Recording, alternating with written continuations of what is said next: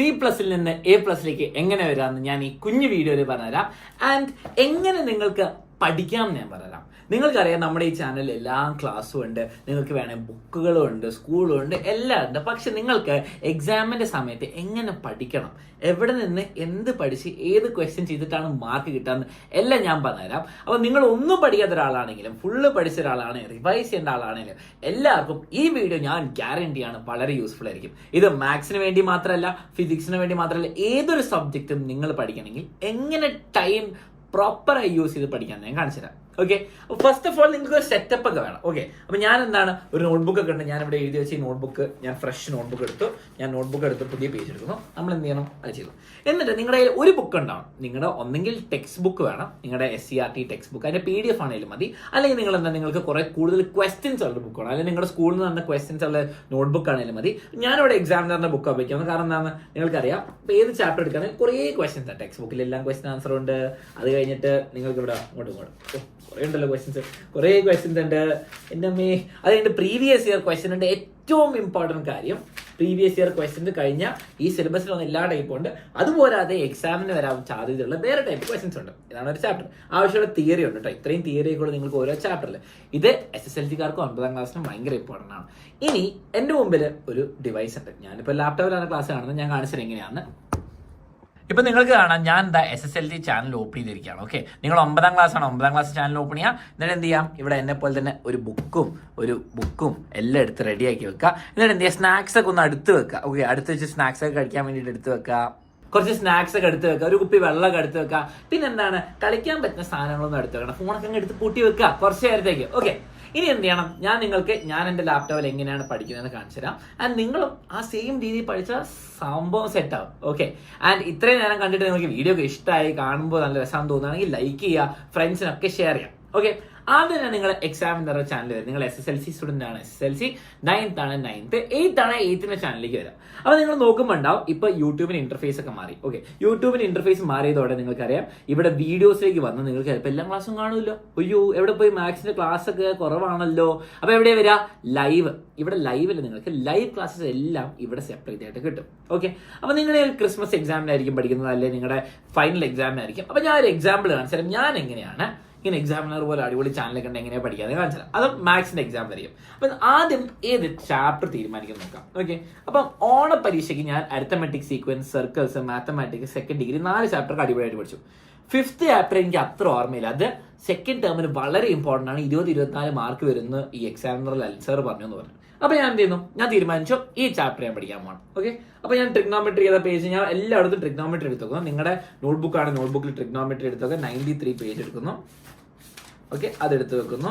നിങ്ങൾക്ക് ഇനി Malayalam medium book വേണമെങ്കിൽ അതും ഉണ്ട് കേട്ടോ. അപ്പോൾ മലയാളം മീഡിയംകാർക്ക് അത് ഉപയോഗിക്കാം. ആൻഡ് ഞാൻ ബുക്ക് എടുത്ത് വെച്ചു. എൻ്റെ നോട്ട്ബുക്കിൽ ഫ്രഷ് പേജാണ്. എന്നിട്ട് ഞാൻ എന്ത് ചെയ്യുന്നു, ലൈവ് ക്ലാസ്സിലേക്ക് വരുന്നു. ഓക്കെ, ലൈവ് ക്ലാസ്സിൽ നമ്മുടെ മാത്സിൽ നിങ്ങൾക്ക് എന്താണ് ട്രിഗ്നോമെട്രിന്ന് നോക്കുന്നു. ഓക്കെ, കുറേ ക്ലാസ് ഉണ്ടെന്ന് എനിക്കറിയാം. അപ്പോൾ നിങ്ങൾ എന്ത് ചെയ്യുക, നിങ്ങൾ വന്നിട്ട് ട്രിഗ്നോമെട്രി ആയിരുന്നു സാർ, ഫുൾ ചാപ്റ്റർ റിവിഷൻ. അടിപൊളി, 3 ദിവസം എടുത്തോളൂ. ഓക്കെ, 3 ദിവസം മുമ്പ് എടുത്തിട്ടുണ്ട്. അപ്പോൾ ഞാൻ ആ ക്ലാസ്സിലേക്ക് വരുന്നു. ഓക്കെ, ഇനി നിങ്ങൾ കുറച്ച് കാര്യങ്ങൾ ശ്രദ്ധിക്കാം. നിങ്ങൾ ചിലപ്പോൾ കുറച്ച് പഠിച്ച ആൾക്കാരായിരിക്കും. നിങ്ങൾക്കറിയാം കുറേ തിയറി ഒന്നും പഠിക്കാനില്ല അല്ലേ. ഇപ്പൊ നോക്കിയേ, sin x, cos x, tan x, പിന്നെ 2 ടൈപ്പ് ട്രയാങ്കിളിനെ പറ്റി പറയുന്നത് 1:1:√2, 1:2:2. ഇതൊക്കെ അറിഞ്ഞു കഴിഞ്ഞാൽ നിങ്ങൾക്ക് മിക്ക ക്വസ്റ്റ്യൻസും ആൻസർ ചെയ്യാൻ പറ്റും. പിന്നെ കുറച്ചും കൂടി തിയറിയൊക്കെ വേണ്ടിയുള്ളതാ, അത് അടുത്ത റേഷ്യോസിലും ഇത് മൊത്തം ഉണ്ടല്ലോ, മൊത്തം സംഭവം ഉണ്ട്. ഓക്കെ, ഇത്ര ഉള്ളു പഠിക്കാൻ. അപ്പൊ അതൊക്കെ ഞാൻ തിയറി പറയുന്നു. നിങ്ങൾക്ക് ഒന്നും അറിയാത്ത ആളാണെങ്കിൽ നിങ്ങൾ ആദ്യം മുതലേ കാണാം. ഓക്കെ, ഞാനൊന്നും മ്യൂട്ട് ചെയ്യട്ടെ. ഓക്കെ, അൽസർ ഭയങ്കര പവറിലാണെങ്കിലും പക്ഷേ ഞാൻ കുറച്ച് നേരം മ്യൂട്ട് ചെയ്യുമ്പോൾ. ഇനി നിങ്ങൾ നോക്കുമ്പോൾ ആദ്യം പറയുന്ന കാര്യങ്ങൾ ഇപ്പം നോക്കാം. ആദ്യം തന്നെ തിയറിയൊക്കെ വരും. ഞാൻ കുറച്ച് സ്കിപ്പ് അടിക്കട്ടെ. ഓക്കെ, ട്രിഗണോമെട്രിന്റെ മീനിങ് പറയുന്നു. 2 റേഷ്യോ ഉണ്ട്, ടോപ്പിക്സ് ഒക്കെ ഉണ്ട്. ഓക്കെ, ഈ ടോപ്പിക്സ് ഒക്കെ എനിക്ക് കുറച്ചെങ്കിലും ഐഡിയ ഉണ്ടെങ്കിൽ ഞാൻ സ്കിപ്പ് ചെയ്യും. ഒട്ടും ഐഡിയ ഇല്ലെങ്കിൽ ഞാൻ ആദ്യം മുതൽ കാണും. അപ്പൊ ആദ്യം തന്നെ പറയുന്നത്, ഓക്കെ, ഞാൻ കുറച്ച് സ്പീഡ് കൂട്ടും. ഞാൻ പൊതുവേ യൂട്യൂബിൽ ക്ലാസ് ഒക്കെ കാണുമ്പോൾ എന്ത് ചെയ്യും, സ്പീഡ് കുറച്ചു, പ്ലേ ബാക്ക് സ്പീഡ് കൂട്ടും. ഇവിടെ സെറ്റിംഗ്സിൽ വന്നിട്ട് ഞാൻ എന്ത് ചെയ്യും, പ്ലേ ബാക്ക് സ്പീഡ് ഒന്ന് കുറച്ച് കൂട്ടും. അറിയുന്ന ടോപ്പിക്കാണ് ഞാൻ എന്ത് ചെയ്യും, സ്കിപ്പ് ചെയ്യും. അറിയില്ലെങ്കിൽ ഞാൻ സ്ലോ ഡൗൺ ചെയ്തിട്ടൊന്നുകൂടി കാണും. ഓക്കെ, മലയാളം മീഡിയംകാർക്ക് വേണ്ടിട്ടോ. ഓക്കെ, ഈ ഫസ്റ്റ് ട്രയാങ്കിളിനെ പറ്റി എനിക്ക് അത്യാവശ്യം ധാരണയുണ്ട്. ഞാൻ കുറച്ച് ക്വസ്റ്റ്യൻസ് ചെയ്തിട്ടുണ്ട്. അപ്പൊ ഞാൻ എന്താ, ഓക്കെ, ആൻസർ ക്വസ്റ്റ്യൻ വെച്ച് തന്നെ തുടങ്ങാം. റേഷ്യോ മനസ്സിലായി.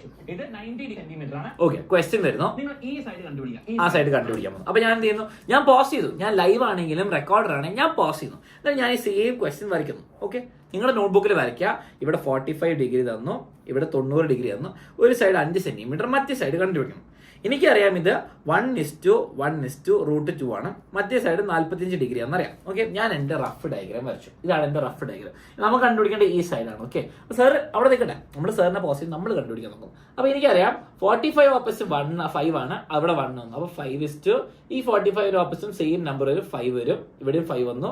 ഇനി നമുക്കറിയാം ഈ 1ഉം 1ഉം എങ്ങനെയാണ് √2 ആയത്, *√2 അല്ലേ. 1 എങ്ങനെ √2 മൾട്ടിപ്ലൈ ബൈ √2, അതുപോലെ തന്നെ 5 *√2. അപ്പോൾ എന്താണ് 5√2 വരും. ഓക്കെ, 5√2 വരും. ഓക്കെ, ഇനി എന്ത് ചെയ്യും, ഇത് ആൻസർ കറക്റ്റ് ആണോ നമുക്ക് നോക്കാം.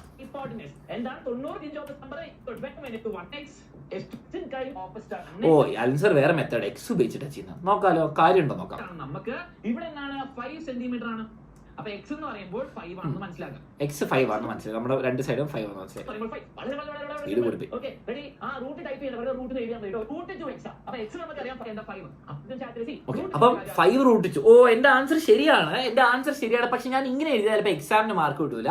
ആൻസർ എവിടെ എഴുതിയ ആൻസർ നോക്കിയാൽ മൾട്ടിപ്ലൈ എന്താ 5. അപ്പൊ ആൻസർ എന്താ കിട്ടും, 5√2 സെന്റിമീറ്റർ. 5√2 സെന്റിമീറ്റർ. ഇനി √2 √2 സെന്റിമീറ്റർ എഴുതില്ല. അപ്പൊ നമ്മൾ എഴുതിയ 5√2 ശരിയാണ്. പക്ഷെ എന്താണ് 5√2 സെന്റിമീറ്റർ വേണം. സെന്റിമീറ്ററിലെ മാർക്കില്ല. അപ്പൊ നമ്മൾ എന്താണ് അവിടെ സെന്റിമീറ്റർ എഴുതാൻ പഠിച്ചു. അങ്ങനത്തെ കുഞ്ഞു കുഞ്ഞു കാര്യങ്ങൾ നിങ്ങൾ എന്ത് ചെയ്യും, സ്വന്തം ചെയ്താൽ മനസ്സിലാവും നിങ്ങൾ എന്താണ് കുറഞ്ഞു പോയത്, അല്ലെങ്കിൽ എന്താണ് തെറ്റിപ്പോയതെന്ന്. അല്ലാണ്ട് നിങ്ങളെന്താ അലക്സ് സാറിന്റെ ക്ലാസ് മൊത്തം കണ്ടുകൊണ്ടിരിക്കാം, ഓ കുഴപ്പമില്ല സാർ ചെയ്താൽ കറക്റ്റ് ആണെന്ന് നോക്കിയിരുന്ന അത് കാര്യമില്ല.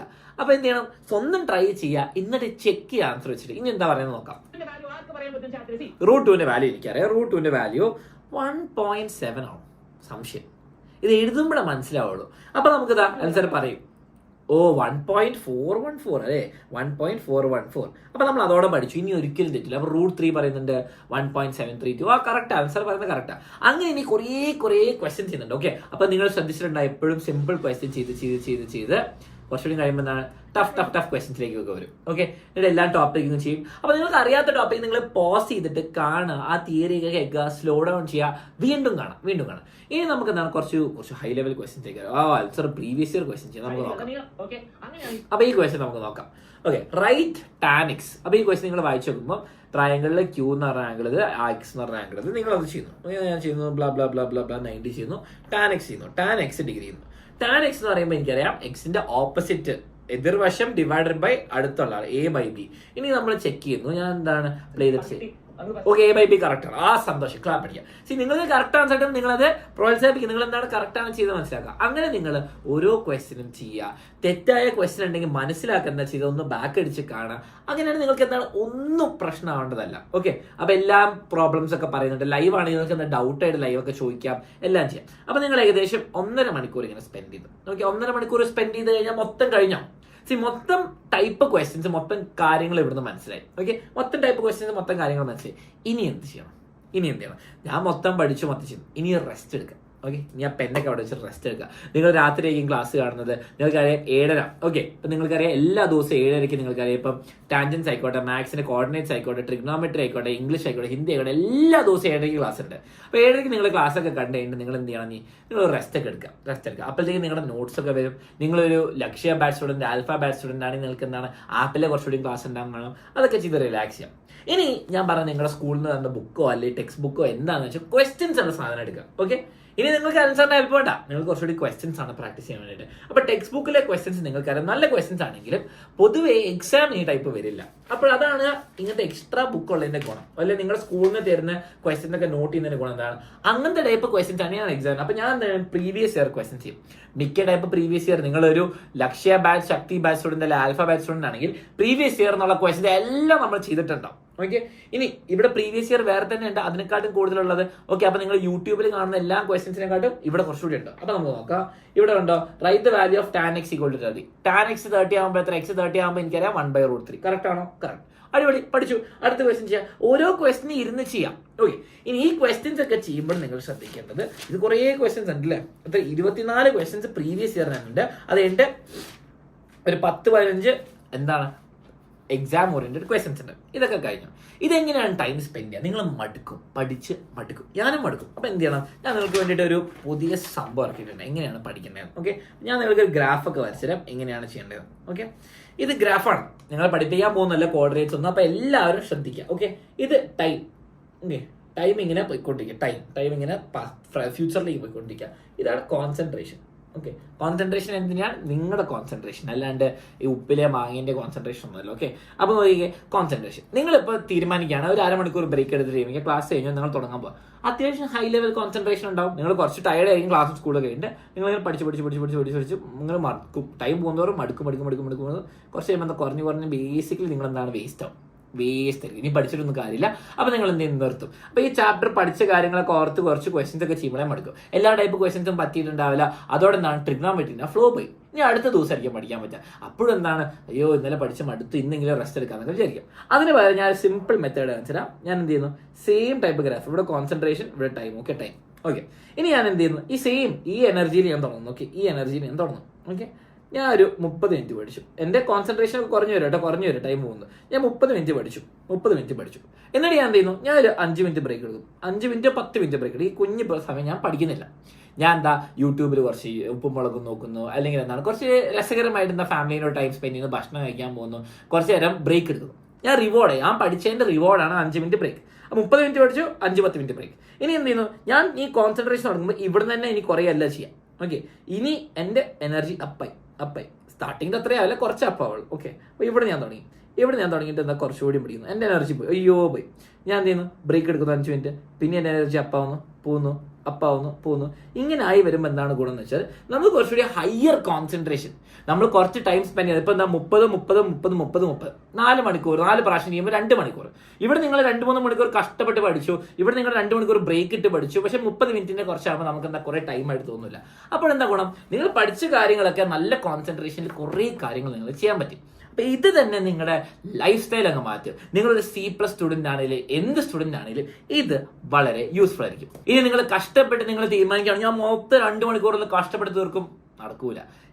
അതിലല്ല കാര്യം. നിങ്ങൾ സ്മാർട്ടായിട്ട് വർക്ക് ചെയ്യുക. ക്ലാസ് ഉണ്ട്, ക്വസ്റ്റ്യൻ ഉണ്ട്, മെറ്റീരിയൽ ഉണ്ട്, എല്ലാം ബുദ്ധിപൂർവ്വം യൂസ് ചെയ്യാം. ഇനി ഇത് കഴിഞ്ഞോ? ഇല്ല, നിങ്ങൾക്ക് ഇനി എത്രയോ ചാപ്റ്റർ പഠിക്കാനുണ്ട്. നിങ്ങൾ തിരിച്ച് ചാനലിലേക്ക് വരാം.